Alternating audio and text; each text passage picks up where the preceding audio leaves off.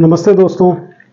योग दिवस फिर से नज़दीक है और इस बार 11वां अंतर्राष्ट्रीय योग दिवस है।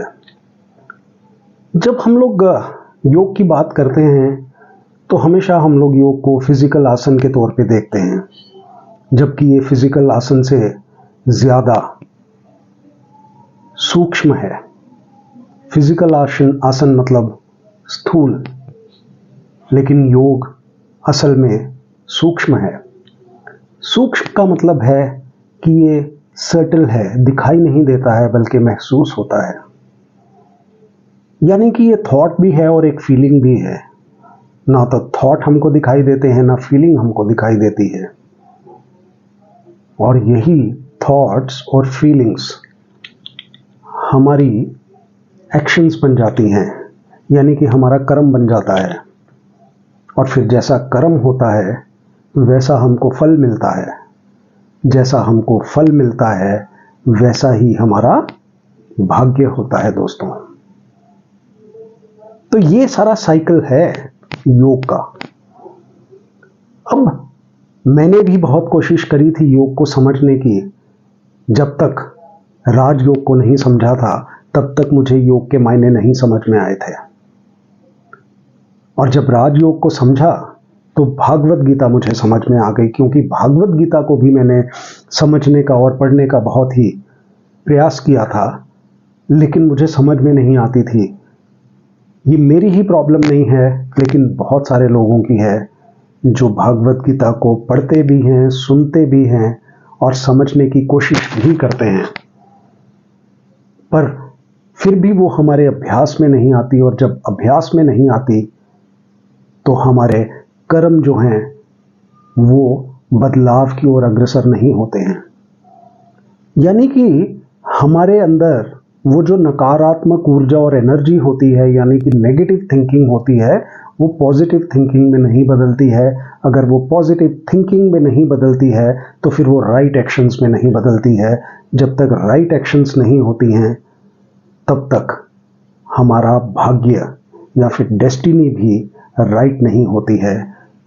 और हम लोग एक के बाद दूसरी, दूसरे के बाद तीसरी लाइफ में किसी ना किसी प्रॉब्लम में उलझे रहते हैं। और हमारे जीवन में वो सब प्रॉब्लम्स जिनको हम लोग परिस्थितियां कहते हैं, वो परिस्थितियां या फिर परिस्थिति हमारे मन की स्थिति से कॉम्प्रोमाइज़ करती हैं। परिस्थितियां हमारे मन की स्थिति को डामाडोल कर देती हैं। अब ये जो मन की स्थिति है, इसमें मन को मैं अंडरलाइन करूंगा। ये क्या है मन और इसका योग से क्या संबंध है दोस्तों? बहुत ही गहरा संबंध है दोनों का आपस में। क्योंकि जब मैंने योग को समझा था तब तक मेरा मन भटकता था, और जब ये भटकता है तो ये सकारात्मक नहीं, ये नेगेटिव थिंकिंग करता है। नेगेटिव थिंकिंग, और फिर नेगेटिव थिंकिंग के कारण हम लोग एंग्जाइटी के शिकार होते हैं। और जितनी हमारे अंदर एंग्जाइटी, क्रोध, गुस्सा, जलन, ईर्ष्या, द्वेष, राग बढ़ते जाते हैं, उतना ही हम विकारों के चंगुल में फंसते चले जाते हैं। और ये ऐसा भंवर होता है जिसमें हम डूबते चले जाते हैं दोस्तों। हम उस समंदर में तो हैं जिसको हम लोग भव सागर कहते हैं, और फिर ये भंवर भी तो उसी भव सागर का हिस्सा है। हमको इस भव सागर में ना तो तैरना आता है, ना हमको इस भंवर में ना फंसने का तरीका आता है। लेकिन जब हम लोग राजयोग को समझते हैं ना दोस्तों, तो राजयोग हमको वो कश्ती दे देता है।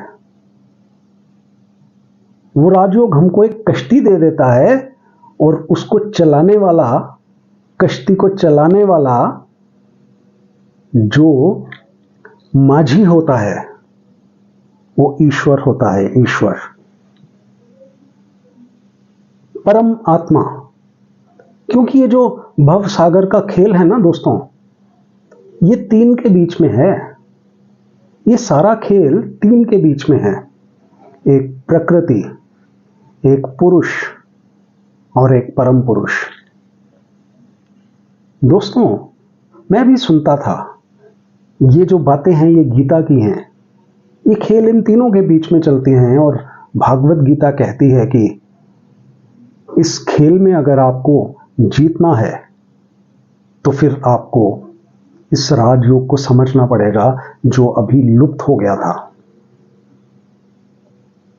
वो राजयोग जो लुप्त हो गया था, और फिर वो लुप्त होता हुआ ज्ञान या फिर राजयोग सुनाने के लिए वो परम पिता परमेश्वर जो निराकार हैं, जो अजन्मे हैं, जो शाश्वत हैं, जो जन्म और मरण के बंधन से परे हैं, जो परम धाम के निवासी हैं, वो खुद धरा पे आते हैं। क्योंकि भागवत गीता में ही उन्होंने प्रॉमिस किया है कि जब जब धर्म की ग्लानि होगी, जब जब अधर्म चरम पर होगा, मैं इस धरा पर आऊंगा और सत्य धर्म की स्थापना करूंगा।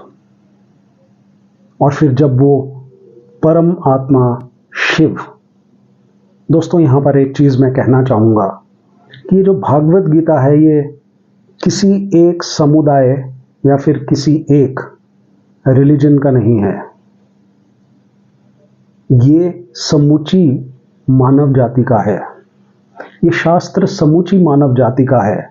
क्योंकि जब ये ज्ञान कहा गया था तब ना तो धर्म थे और ना समुदाय थे। सतयुग के शुरू में ये कहा गया था उस परम पिता परमेश्वर के द्वारा, जिसको हम लोग गॉड कहते हैं, जिसको अल्लाह कहते हैं, जिसको भगवान कहते हैं, जिसको परमात्मा कहते हैं, या फिर किसी और अन्य नाम से हम लोग उनको जानते हैं। और जब वो आते हैं इसी ज्ञान को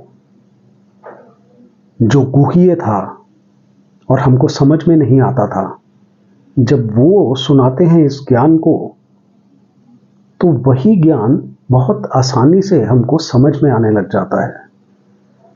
और जब ये समझ में आने लग जाता है तो हम इसका अभ्यास करने लग जाते हैं। जब हम इसका अभ्यास करने लग जाते हैं तो ये हमारे जीवन की दिशा बदलता है।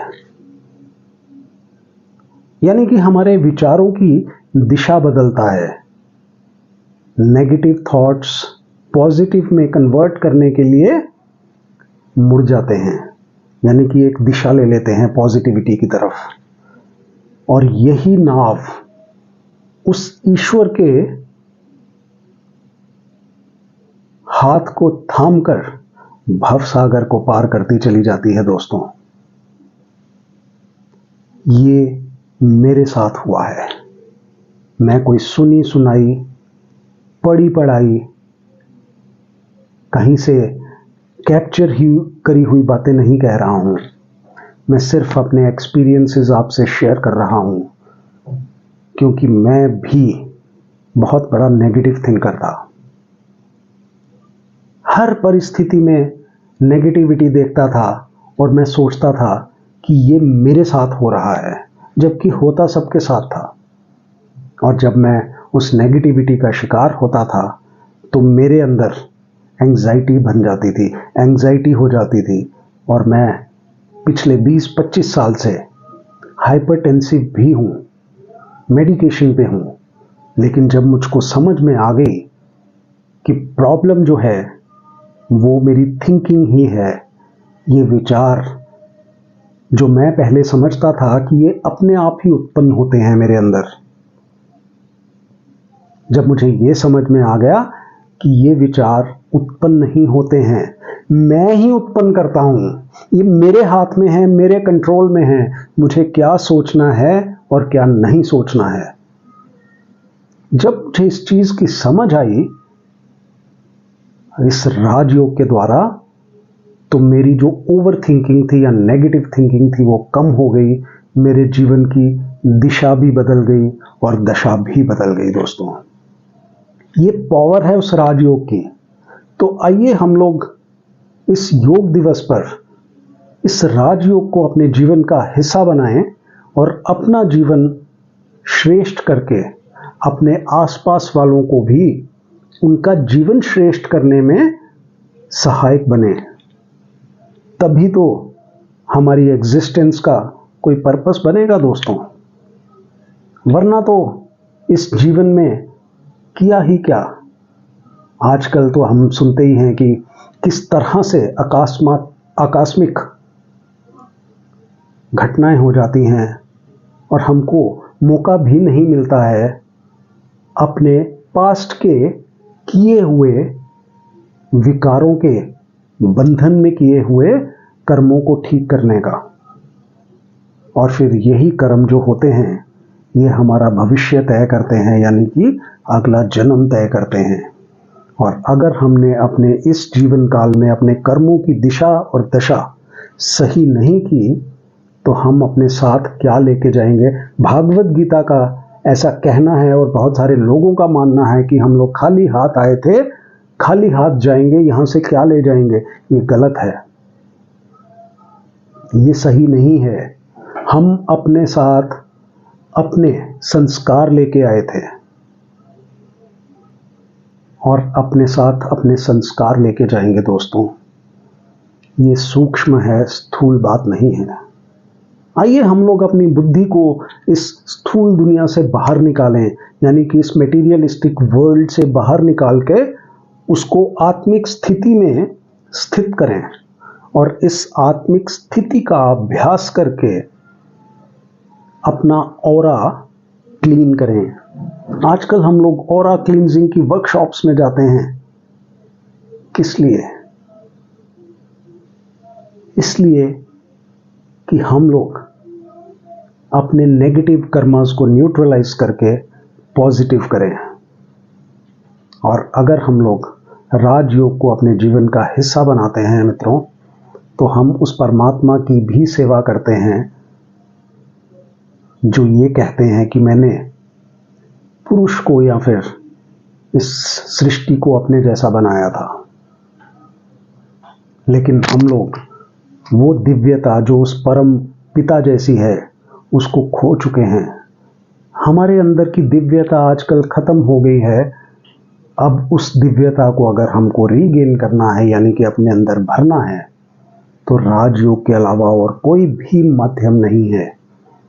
ये मेरे एक्सपीरियंसेस हैं, ये उन सब के एक्सपीरियंसेस हैं जिन्होंने इसको अपनाया है दोस्तों। तो आप सबको अंतर्राष्ट्रीय योग दिवस की बहुत बहुत शुभकामना। हम लोग रूबरू होते रहेंगे और इस राजयोग की पावर को साझा करते रहेंगे। अगर कुछ बात आपको मुझसे पूछनी है तो आप चैट बॉक्स में ज़रूर लिखें और अपने आसपास जहां भी आपको राजयोग मेडिटेशन सेंटर दिखाई देता है दोस्तों, ज़रूर जाएं और इस ज्ञान को समझकर अभ्यास करना शुरू करें। लाइफ खूबसूरत हो जाएगी। ओम शांति।